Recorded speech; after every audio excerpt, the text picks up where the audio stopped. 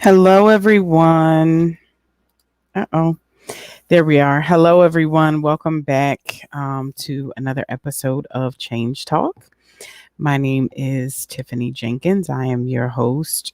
This is usually a weekly show where sorry, having some technical difficulties over here. Usually a weekly show where I talk about issues related to leadership, self care, behavioral health, um, topics kind of in those spaces. I give you some tips and some tools that hopefully you can take with you.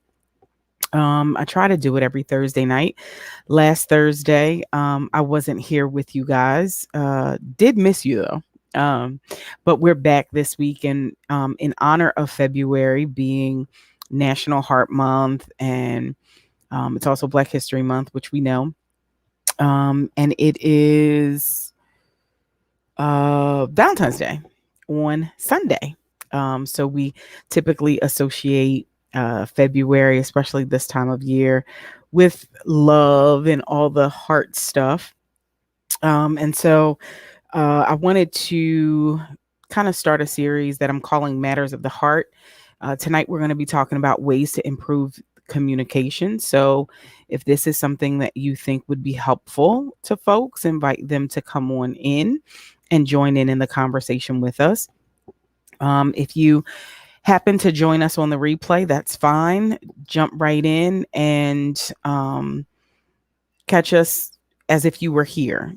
Feel free to join in the chat, ask whatever questions you might have, and I will definitely be sure to get your comments. It looks like some folks are jumping in. Hey, Miss Linda, how are you? Hey, Sister Ruth. I'm working on it. I'm working on that doctor. I sure am. So we've got some folks who are already here with us. Like I said, feel free to share it. If you happen to catch it on the replay, just drop your comments right in the box. Any questions you might have as we go along, and I'll make very sure that I reach back out to you. So, like I said, tonight I want to talk a little bit about communication and ways that we can do better with our communication.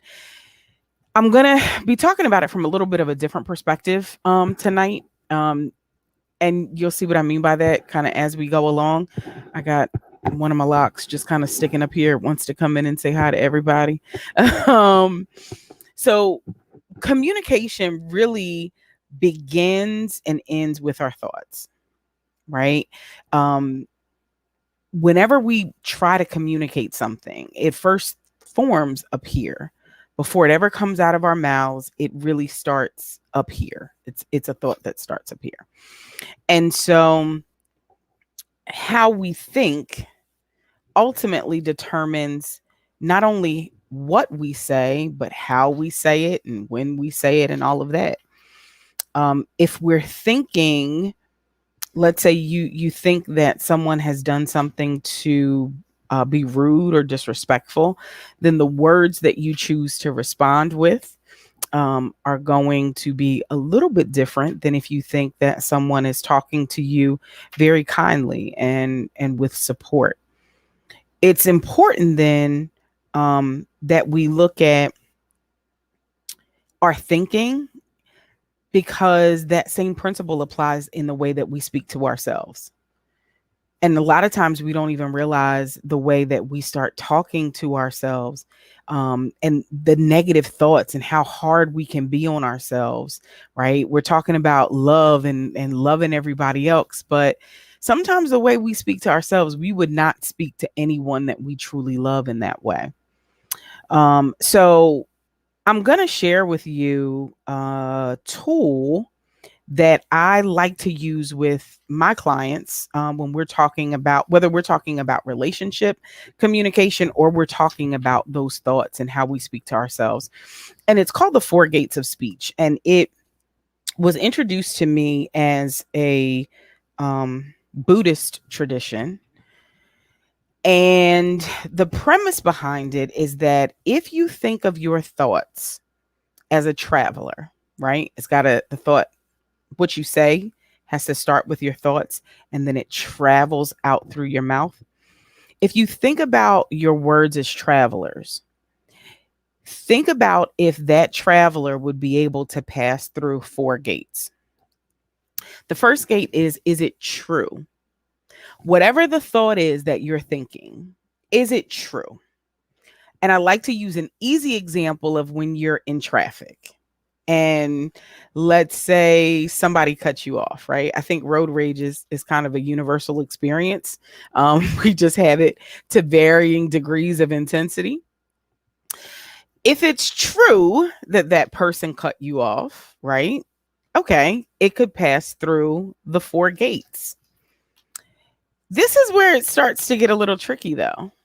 Is it necessary for you to scream and yell at that person that they cut you off? Probably not. And even if you feel like by some miracle, some um some cosmic interaction that it is necessary for you to communicate that to them and that you could really get through to them, is now really the right time to yell and scream and completely lose your composure when you have other cars on the road, when you have other things that you need to be conscious of, when you need to kind of have your wits about you? Even if you said yes to that, I guarantee you it would not make it through the 4th gate. Is it kind? Because in that moment, I can just about guarantee you that the last thing you're doing is praying for that person who cut you off on the road. Call me crazy, but I don't quite think that that's where it's going, right? So when we talk about communicating, whether we're communicating to ourselves with our thoughts or we're communicating to others, folks that we claim to love, we've got to ask ourselves, is what we're saying, let's back it up. Let's, even before we start talking about talking to other people, the way that you talk to yourself when you make a mistake, is it true that you messed up? Probably. But is it necessary to spend that time beating yourself up, talking about what went wrong? Or is it a better use of your time to talk about how things could have been done a little bit differently? To talk about how you can make it better, to look at what tools and resources you have at your disposal to do better next time. And is it the right time? If you're already upset and you're already feeling defeated, probably not the time to go in on yourself about how you should have done this and you should have done that. Clients that work with me know that I absolutely hate the word should, because should is seeped in so much shame and judgment. You can't feel good shoulding on yourself. I tell people all the time, it's not attractive. You really shouldn't. Right? You should not should. Instead, if you use language like, I could have done this differently, you're in a place of power. You take back your control. And then suddenly you have a little bit more in the tank to maneuver with. Suddenly you're not such a failure. You're a person with choices. Might seem small, but when you think about how often we kind of talk down on ourselves and we use language that we would not want to use to someone that we love, we start to see just kind of how harsh we can be with ourselves. And then finally, is it kind? It's probably not. How many times do you forget something and you say to yourself, oh my God, you're so stupid? Would you say that to your spouse? Would you say that to your child? Would you say that to a parent? Would you say that to anyone who you loved and respected? Answer is probably no. But we do it to ourselves all the time. And that's why I think it's so important that we first take these 4 gates and we apply them to ourselves and the way that we talk to ourselves, so that then what comes out of our mouths when we're communicating with other people gets a lot gentler and a lot kinder. Now, this doesn't mean that there's never any time when when you don't criticize folks, right? There are going to be times when we all do things wrong, but it's our approach to that conversation that can make all the difference in the world. So Let me give you another example. If we're best friends and we are standing in the middle of Walmart, and maybe I had some garlic or something that smelled really strong and my breath was a little funky. Is it true that my breath stinks? Yes. Is it necessary to tell me that my breath stinks? Well, maybe. You might not want me going around and having dragon breath on everybody that I encounter, right? So you're looking out for me. But if I'm 3 aisles over from you and you have to scream it, that might not be the right time. Now, you might have a kind way of saying it, but you couldn't pass through all 4 of those gates. So you've got to reconsider how you approach me. In that same scenario, if we're in the car, it's just the 2 of us, and you tell me, hey, you might need some gum or some mints because I can really smell whatever you had for lunch. That can pass through the 4 gates. And then I'm better because of it. You've helped me to improve something. And you've done it in a way that didn't tear me down or make me feel small or publicly humiliate me. Right? So those are the 4 gates. I want you to sit with those. Try them out this week. See how they work for you. Right? See if it makes sense. See if you can catch yourself speaking to yourself in a way that wouldn't get past those 4 gates. When you get ready to have a difficult conversation, consider the 4 gates and see how much better that difficult interaction can be. There is a poem that I really like, but for the life of me, I cannot figure out who the actual author is. It's been attributed to Lao Tzu, to the Dalai Lama, to Gandhi. I don't know who really penned the words, but I think it's appropriate. It says, watch your thoughts. They become your words. Watch your words. They become your actions. Watch your actions. They become your habits. Watch your habits. They become your character. Watch your character.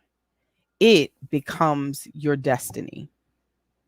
So you can see how these 4 gates have such a larger implication than just what we're thinking or saying.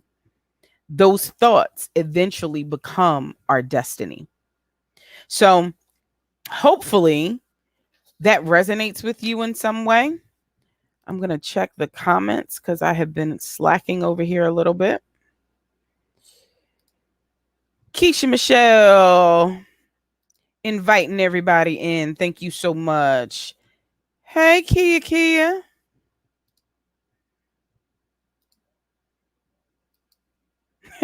Kia said, come through with this word. I'm preaching tonight, huh, Kia? Every now and then it happens. Every now and then. So again, if you happen to come in late, just go back in, watch the replay. If you have any questions or comments, feel free to drop them in the side. I'm going to try to make sure I give everyone time to get whatever questions or comments they have before I log off today. I'm glad you enjoyed it. If this is something that you enjoy, that you might want to hear maybe more about, that you that maybe there's a topic that you'd like to hear a little bit more about from maybe a clinical or a therapist approach, drop me a message in our contact us. The email address is scrolling at the bottom of the screen. You can always follow us on Facebook, on Instagram, and on Twitter. You can just look for the Awakening Change Counseling LLC. You'll be able to find me there. On YouTube, our channel is Change Talk - Awakening Change LLC.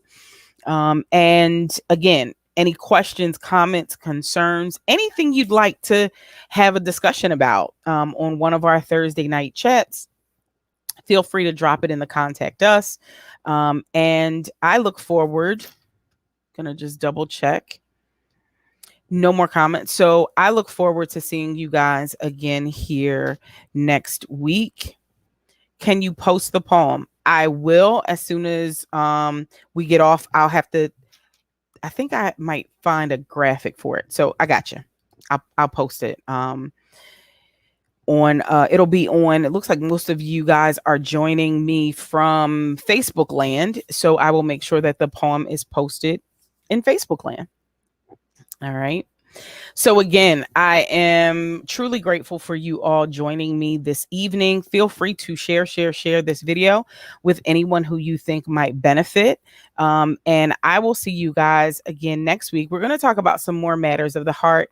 I've got a couple of topics swirling around in this big head of mine, so I'm going to figure out how we're going to continue this series next week. Until then, I hope that you guys stay safe and nice and healthy and wearing your mask and taking good care of yourselves. I hope you have a very happy and healthy Heart Day on the 14th, whether you're celebrating yourself or love between yourself and your children or yourself and your partner. I hope it's a day that makes you feel all the feels in a good way. All right. Thank you guys so much for staying with me for these past couple of minutes. I look forward to seeing you next week.